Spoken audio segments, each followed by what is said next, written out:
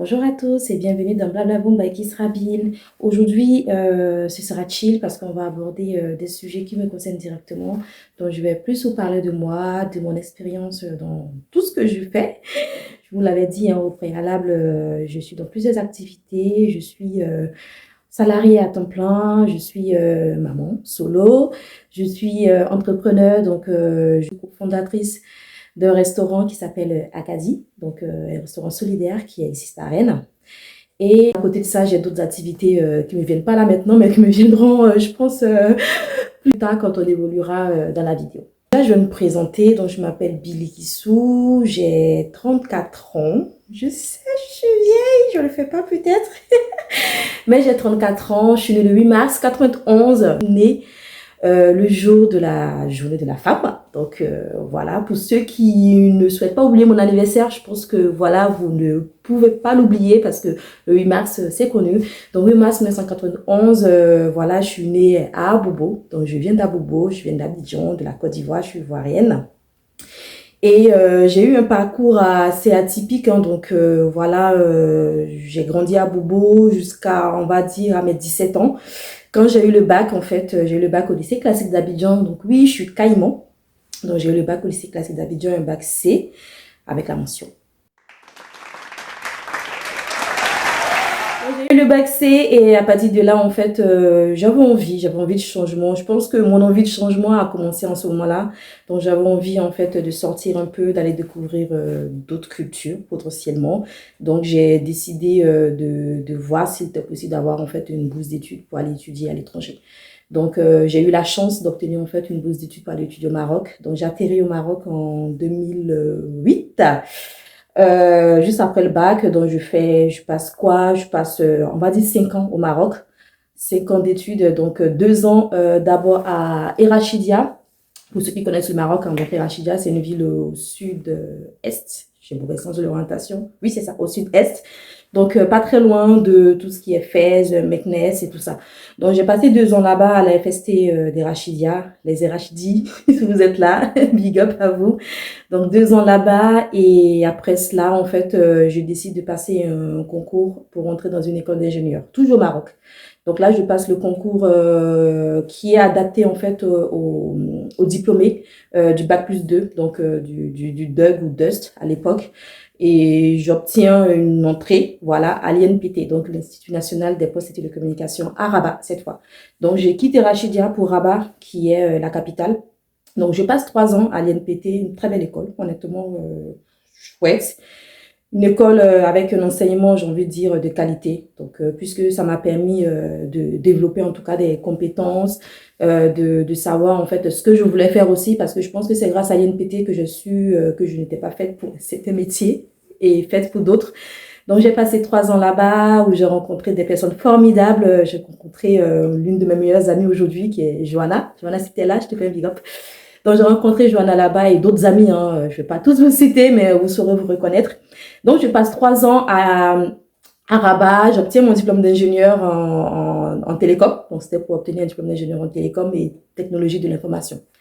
Donc, après ça, je commence à chercher à travailler. Faut savoir qu'à l'époque, j'avais à peine 21, 22 ans, donc je me posais beaucoup de questions. Je ne savais pas si j'étais faite pour travailler, enfin si j'étais prête surtout pour travailler, ou bien est-ce que je devais encore continuer à étudier, avoir peut-être un peu plus d'expérience à l'école, avoir peut-être ma spécialité, j'en sais rien. En tout cas, je me posais beaucoup de questions. Et moi, quand je me posais des questions, ben, je fais tout. Donc, ce que j'ai fait, c'est que j'ai recherché une école, mais cette fois, je voulais aller en France pour aussi, on va dire, développer mes compétences. Donc, j'ai cherché une école en France et j'ai pu avoir une inscription en France au CNAM. Donc, j'obtiens un master 1 même d'ailleurs, sachant que j'étais ingénieur.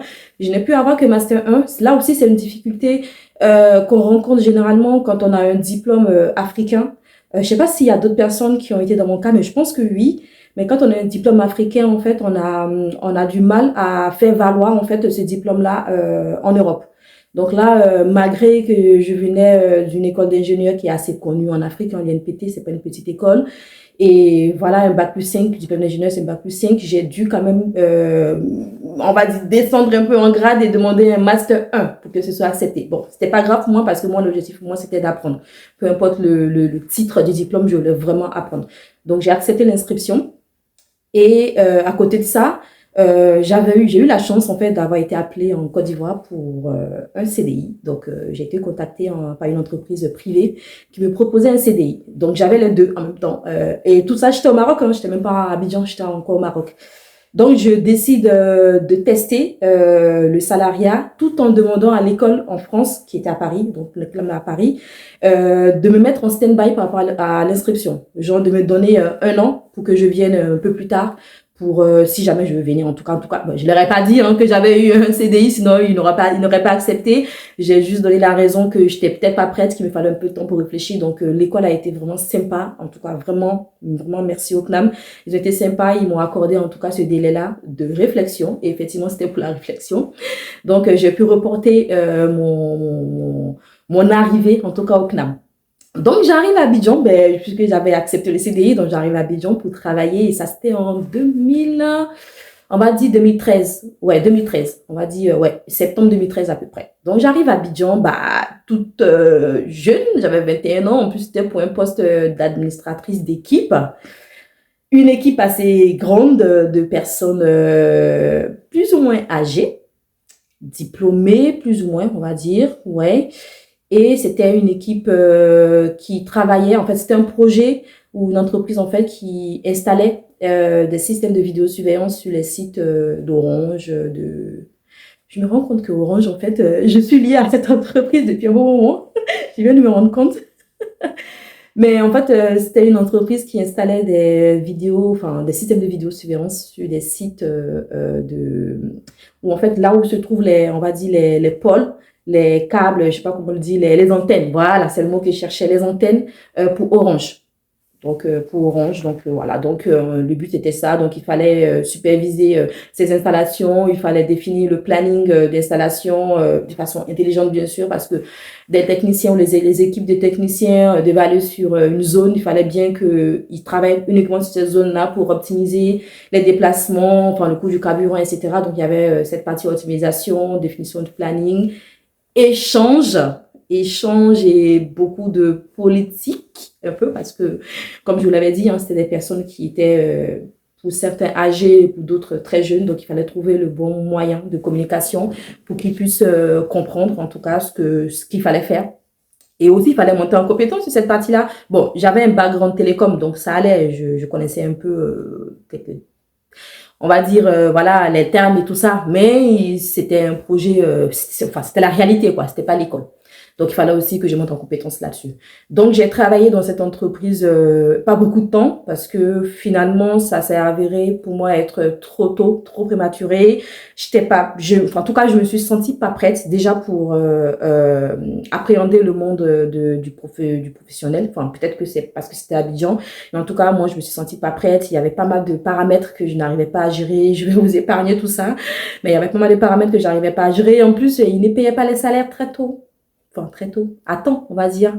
On avait des aérés de salaire. On ne se faisait pas payer à temps. Donc, puis moi, je sors de l'école. Je viens d'arriver. Je dépendais, on va dire encore, vu que j'avais pas de salaire qui arrivait à temps, je dépendais encore de mon père. Enfin, c'était compliqué. C'était compliqué. Donc, je décide de rappeler l'école pour leur dire que finalement, ma réflexion, elle est arrivée à bout. J'ai pris la décision, je vais venir.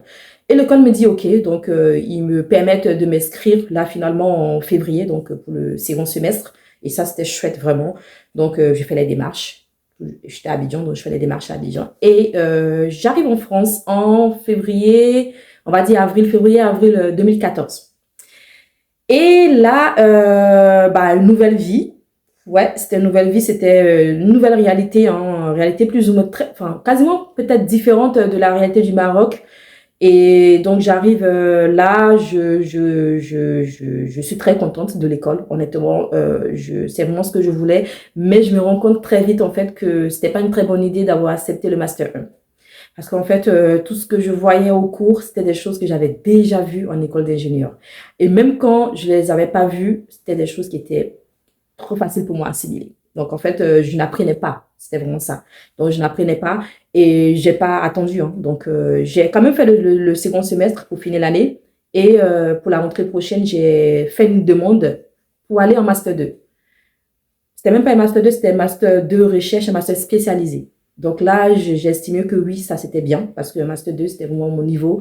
Donc voilà, donc j'ai demandé, voilà, j'avais rien à perdre, hein, voilà, j'étais sur place, j'ai vu comment ça fonctionnait, donc je me suis dit, bah tente, dès la rentrée prochaine de basculer directement au lieu de faire, de rattraper le semestre que tu n'as pas fait l'année dernière en Master 1, demande directement le Master 2.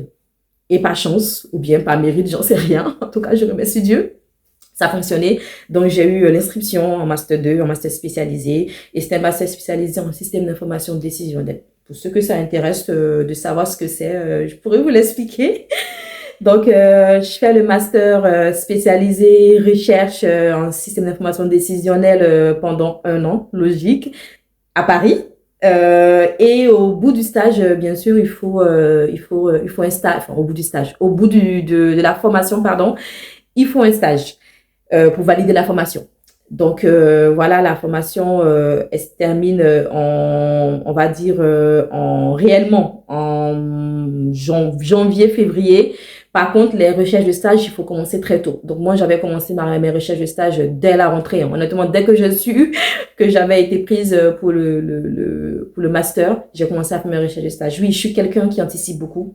Je fonctionne comme ça. Hein. Je me dis que plus j'anticipe, mieux j'aurai le temps de gérer les contraintes, les problèmes, les imprévus, j'en sais rien. Mais les imprévus, il y en a toujours. Mais au moins, je pense que je me dis que j'en aurai moins si j'anticipe. Donc, j'anticipe beaucoup. Donc, j'ai commencé à chercher mon stage dès le mois de septembre, octobre. Et j'ai postulé. J'ai envoyé, je pense que j'ai envoyé minimum 100 candidatures. Minimum, voire plus. J'ai arrêté de compter à un moment donné, j'envoyais dans toutes les entreprises. Bien sûr, je ciblais les entreprises qui allaient avec mon diplôme hein, et ce que je veux faire. Mais voilà, j'envoyais. Et là, un jour, pendant que je faisais le shopping, oui, j'aime beaucoup le shopping. Pendant que j'étais en plein essayage, dans une cabine d'essayage dans le 94, plus précisément à Choisy-le-Roi. Je reçois un appel en pleine cabine, dont je décroche, parce que, enfin, je recherche des stages, donc je vais pas me dire, ah ben, comme je suis en cabine, donc je décroche pas. Si, j'ai décroché. Et quand j'ai décroché, bah, c'était Orange qui m'appelait. C'était Orange qui m'appelait, pour, une offre de stage, sur laquelle j'avais postulé. Donc donc la RH qui me passe un entretien là en pleine cabine. Donc bah moi honnêtement bah j'ai été très naturelle, hein. J'ai dit clairement ok, y a pas de souci, je suis en cabine d'essayage. Et figurez-vous en fait quand j'ai dit ça, on a plus parlé de fringues parce que j'ai eu la chance d'avoir en face de moi une fashionista aussi, donc on a parlé de ce que j'avais pris pour essayer, donc on a parlé de ça pendant 5-10 minutes, et après on s'est rendu compte qu'il fallait qu'on fasse un entretien, donc on a fait l'entretien, franchement top. En plus à l'époque, quand j'étais étudiante, enfin sur l'année à Paris, j'avais plusieurs jobs étudiants, ça j'en ai pas parlé, mais oui, j'avais 3 jobs étudiants, j'étais nounou. Donc, je gardais des magnifiques enfants. Ouais, franchement, ils étaient trop top, ces enfants-là. C'était très dur hein, de m'en séparer. Donc, il y avait 3 enfants que je gardais. On va dire 2 parce que le grand frère n'était pas forcément sous ma responsabilité, mais c'était les 2 plus petits, la petite fille, le petit dernier. Donc, je gardais. Deuxième job, j'étais aussi, je donnais des cours à domicile. Donc, je donnais des cours à domicile à des jeunes. J'avais un jeune de 3e, donc il avait 14 ans à peu près. Et j'avais aussi un jeune qui était en terminale, donc qui était en première, pardon, en première scientifique. Voilà. Donc, j'avais ces 2 jeunes-là. Oui, je me suis limitée à 2 parce que avec le job de nounou et le 3e job, ça allait être compliqué. Et mon 3e job, c'est que je travaillais dans un call center. Oui, je travaillais dans un call center. Ça, je faisais ça tous les soirs après le cours. Et franchement, je pense que ce job-là, il m'a vraiment, il m'a vraiment appris beaucoup de choses. Honnêtement, il m'a appris énormément de choses. Pourquoi? Parce que c'est grâce à ce job-là, je pense aujourd'hui que j'ai peut-être cette aisance à communiquer. J'ai cette aisance à aller vers l'autre, à ne pas avoir peur, en fait, de parler à l'autre. quitte à me prendre un vent, j'en sais rien. Mais franchement, ce job-là, il m'a appris à avoir cette aisance en communication. Honnêtement, avant ça, j'étais assez timide. Je ne parlais pas beaucoup. Euh, honnêtement, je remercie cette opportunité-là, hein. Je l'ai eu, franchement, par chance, mais ça m'a appris énormément de choses. Donc, pour revenir au stage, ah mais non, avant, ce troisième job de call center, en fait, c'était un call center qui appelait les clients d'Orange qui avaient des rendez-vous pour faire installer la fibre optique. En fait, c'est pourquoi c'était important pour moi de vous en parler parce que ça fait le deuxième point Orange qui arrive. Donc, je travaillais indirectement via une société de prestations, pardon, pour ces call centers-là, mais pour Orange. Donc, j'appelais des clients Orange pour leur confirmer le rendez-vous de prix d'installation de la fibre optique. Et du coup, quand j'ai l'entretien, donc je reviens à l'entretien pour le stage avec la RH Orange, donc il me demande mes expériences et quand je parle de ça, bah elle est emballée, elle se dit bah c'est top, elle connaît un peu la maison, donc en plus elle communique très bien, on a bien discuté, on a bien rigolé, donc elle me dit bah pour elle c'est un go en direct, elle n'a même pas attendu de me rappeler pour me dire que c'était un go, elle m'a dit direct là en cabine d'essayage, je pense que la cliente qui était peut-être à côté en train d'essayer a dû se marrer. Mais elle m'a dit go direct. Donc, j'étais trop contente, trop contente ce jour-là. Je pense que je suis allée au job parce que c'était le soir après le cours. Donc, je suis allée faire du shopping. Et après ça, je devais aller au job de call center. Ils ont dû sentir dans ma voix, les clients que j'ai appelés ce jour-là, que j'étais trop contente parce que franchement, avoir un stage, voilà, je pense que les étudiants étrangers, ou même les étudiants en général, hein, pas forcément étrangers, vous devez savoir que c'est hyper compliqué et c'est pas facile. Donc c'est comme ça que enfin, pour l'instant, j'avais pas encore obtenu le stage, pardon, j'avais juste eu le go de la RH. Il fallait maintenant que je vienne à Rennes pour passer l'entretien avec mon futur maître de stage et puis mon futur manager.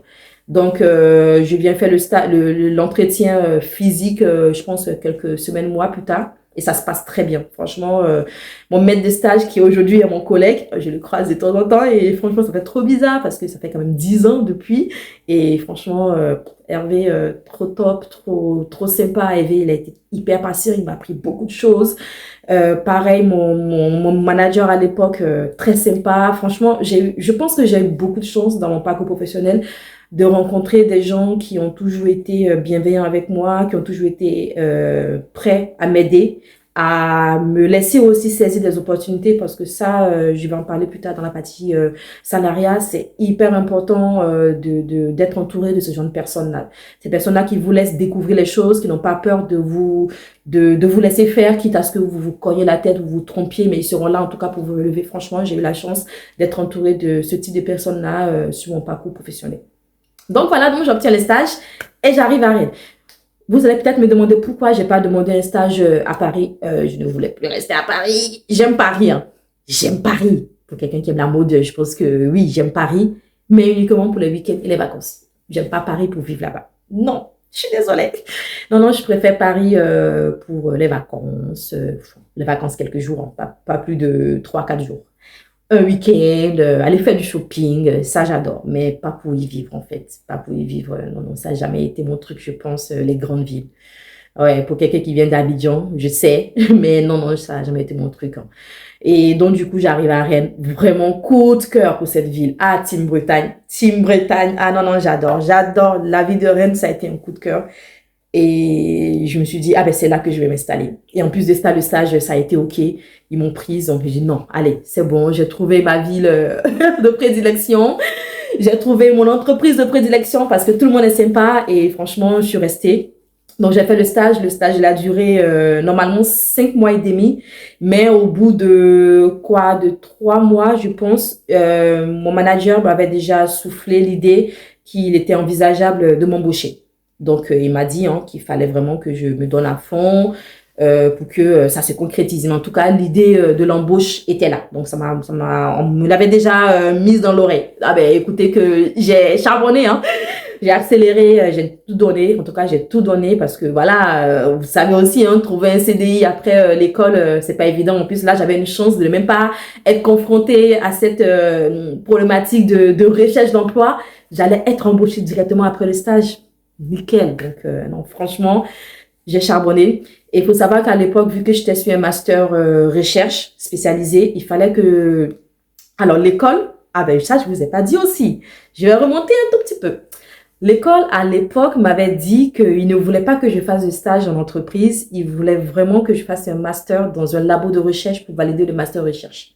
Donc, ça a été compliqué. Ça a été vraiment des discussions, des négociations entre Orange, qui voulait absolument m'avoir en stage dans l'entreprise Orange, et l'école qui disait que non, c'était pas forcément adapté à mon master, qu'il fallait que ce soit un labo. Donc, franchement, on a passé plusieurs mois de négociations. Et je pense la veille, parce que je devais démarrer le stage à Orange le 1er avril. Et je pense que le 1er avril, c'était un lundi. Et c'est le vendredi ou le jeudi que l'école accepte le stage. Ah ben non, mais ce jour-là, j'étais trop contente parce que, franchement, alors, le stage en labo, il est bien, il est très bien, mais il n'est pas rémunéré, alors que le stage en entreprise, il était rémunéré. Donc, moi, j'étais étudiante, j'avais envie aussi de, pas forcément, les jobs étudiants, c'est bien beau, mais bon, voilà, c'est pas dans ton domaine, quoi. Donc, commencer un stage, en plus, c'est Orange, voilà. Et je fais pas la pub d'Orange, hein, mais vous savez, voilà, c'est Orange, il y a pas mal d'avantages. Donc, j'ai dit non, je voulais absolument faire ce stage Orange. Et puis, j'oublie pas, hein, il y avait la famille au pays. Je m'inquiétais aussi pour ça. Je me suis dit, bah, les parents sont au pays, ils auront peut-être besoin de moi financièrement. Bon, il y avait tout ça qui me passait par la tête. Donc, j'ai vraiment prié. J'ai vraiment prié jour et nuit pour que ce stage il soit validé par l'école. Et finalement, le jeudi, donc avant le début du stage qui devait arriver le lundi d'après, l'école accepte. Et là, il fallait que je trouve comment aller à Rennes parce que je connaissais personne à Rennes. Il fallait que je trouve un logement à Rennes. Donc ça, je l'ai fait en 2 jours. Ah ben moi, j'ai speedé.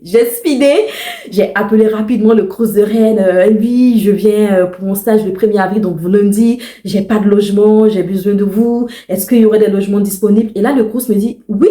Parce que là, vous appelez à la bonne période, c'est la période des stages. Donc, les étudiants qui étaient au Crous, qui devaient aller dans d'autres villes, enfin au Crous de Rennes, hein, qui devaient aller dans d'autres villes pour faire des stages, ils sont déjà partis. Donc, il y a eu des chambres qui étaient libérées. Ah, mais j'étais trop contente. Donc, le Crous de Rennes m'octroie une chambre dans la journée du jeudi. Et là, le lendemain, ils m'envoient tous les papiers et tout. Donc, c'est bon. J'avais une chambre au Crous de Rennes, à Beaulieu, pour ceux qui savent. Donc, j'étais à Beaulieu. Donc, au Crous à Beaulieu. Franchement, Franchement, j'estime que j'ai beaucoup de chance dans ma vie, même si hein, j'ai eu beaucoup de problèmes, de difficultés et de galères. Mais comparé au succès et et à tout ce que j'ai pu réaliser aujourd'hui, je me sens vraiment chanceuse. Honnêtement, je me sens vraiment chanceuse. Donc j'ai le logement à Rennes. Bah il y a plus qu'à partir en fait. Donc j'ai dû au revoir à mes élèves de troisième et de terminale, enfin de première. Ils étaient tous dégoûtés, les parents tous dégoûtés parce qu'ils trouvaient que je faisais du bon boulot avec les enfants. Je dis au revoir aussi à mes 2 gamins que je gardais en tant que nounou. Pareil, maman Angélique a été très dégoûtée, mais bon, voilà, c'est la vie. Hein. Ils ont compris qu'il fallait que je fasse réellement ce qui est lié à mon diplôme. Et pareil, au côté call center, ils étaient aussi dégoûtés. Mais bon, voilà, c'est la vie. Des fois, il faut aussi penser un peu à soi. Donc, c'est comme ça que j'arrive à Rennes. Et puis, voilà, le coup de cœur et tout ça. Bah, donc la vie à Rennes. Donc, j'arrive à Rennes. Oui, le stage se termine bien. J'ai charbonné. Donc, j'ai pu faire... Alors, vu que l'école ne voulait pas que je fasse l'entreprise, ils m'ont donné le go à une condition, c'est que à la fin du stage, que je leur fournisse au fait un mémoire de recherche. Pour ceux qui ont fait le master recherche, ils savent très bien comment c'est hyper compliqué de faire un mémoire de recherche. Mais je l'ai fait. J'ai fait 2 mémoires dans un stage. J'ai fait un mémoire entreprise et un mémoire de recherche. Oui, j'ai fait les 2 en même temps. Et ça, je pense qu'aujourd'hui, je le parle, je suis tellement fière parce que c'est pas donné. C'est pas donné, c'est 2 fois, voire 3 fois plus de boulot. Le mois de recherche, c'est des lectures, c'est faire des recherches, c'est lire des bouquins, lire des articles. Franchement, c'est hyper compliqué. Et le mémoire entreprise, il faut aussi faire une partie pratique en entreprise avec un vrai projet pratique, avec de vrais clients entreprises pratiques qui chiffrent, en fait. Donc, il fallait pas se louper, en fait, sur les 2. Mais j'ai réussi à faire les deux. Côté master recherche, ben, nickel, ils l'ont validé à la fin. Ils ont apprécié le mémoire que j'avais fourni. Ils étaient même étonnés. Ils n'étaient pas sûrs que j'allais y arriver, en fait. Je pense qu'ils se sont donné, ils se sont dit, bah, elle veut faire ça, ben, qu'elle y aille. On verra bien ce qu'elle va faire. Ben, écoutez, je suis désolée, je l'ai fait. Non, mais ils étaient fiers. J'ai eu la mention assez bien, en plus. Donc, ouais, j'étais trop contente. Et côté entreprise, eux aussi, ils ont adoré comment j'ai pu donner cette énergie-là pour faire les deux. Et ça, c'était un gros coup. Et en plus, le projet sur lequel j'avais travaillé en entreprise pour faire le mémoire entreprise, ben, le client, il avait validé. Le client, il voulait absolument que je revienne pour appliquer ce que j'avais fait. Il voulait vraiment que j'aille au bout de ce que j'avais fait. Ben, donc, du coup, vous avez compris. Orange m'a proposé un CDI à la fin de mon stage. Bon, ils l'ont proposé, on va dire 4 mois hein, après, au début du stage. Donc, mais à la fin du stage, juste après, j'ai pris une semaine de vacances parce que je l'ai mérité. Et après, j'ai commencé en septembre en tant que salarié à temps plein chez Orange. Et c'est comme ça que commence mon aventure chez Orange. Enfin, chez Orange réellement, pas en tant que prestataire ou autre en fait. Et pareil, hein, j'ai commencé en tant que développeur. Développeur intégration talent, voilà, ETL.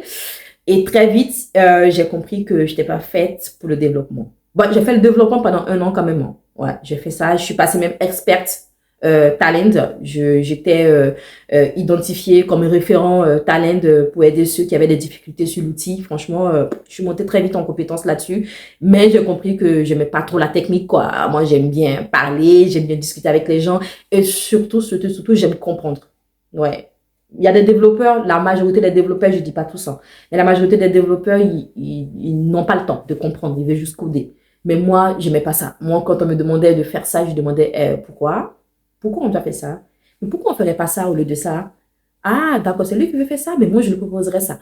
En fait, en me posant ou en posant au client ou bien à mon référent fonctionnel à l'époque, ces genre de questions-là, ils ont compris et moi aussi j'ai compris que je n'étais pas faite forcément pour développer, j'étais peut-être faite pour le fonctionnel. Et j'ai commencé à prendre des tâches de fonctionnel au fur et à mesure. Bon. Donc voilà, donc c'est comme ça que j'ai commencé à évoluer. Et encore une fois, je vous l'ai dit, en fait, j'ai été en face de personnes qui étaient ouvertes au changement, qui n'étaient pas contre, en tout cas, le fait que je puisse faire autre chose que ce pourquoi j'étais prévue. Et j'ai testé, je me suis sentie bien là-dedans et je suis passée rapidement responsable fonctionnel. Et puis voilà, et d'évolution en évolution, ben aujourd'hui, en fait, j'occupe un poste de chef de projet, pratiquement senior et aussi de manager. Oui, je suis passée manager il y a peu. Je suis manager donc de côté Orange. Ouais, ça fait bizarre. Il y a 10 ans, on m'aurait dit tu seras manager côté Orange. Enfin, chez Orange, j'aurais pas cru. Mais voilà, la vie, les évolutions, les circonstances, les expériences, les gens autour ont contribué à tout ça. Et aujourd'hui, je suis très fière hein, de mon activité de salarié chez Orange. Oui, pour quelqu'un qui est entrepreneur, ouais, c'est étonnant de le dire, mais oui, je suis très fière et j'adore ce que je fais chez Orange. Franchement, ça m'apprend non seulement professionnellement, mais ça m'apprend aussi personnellement dans mes activités personnelles et entrepreneuriales. Donc, je suis très, très, très, très contente. J'aime échanger, j'aime surtout aider.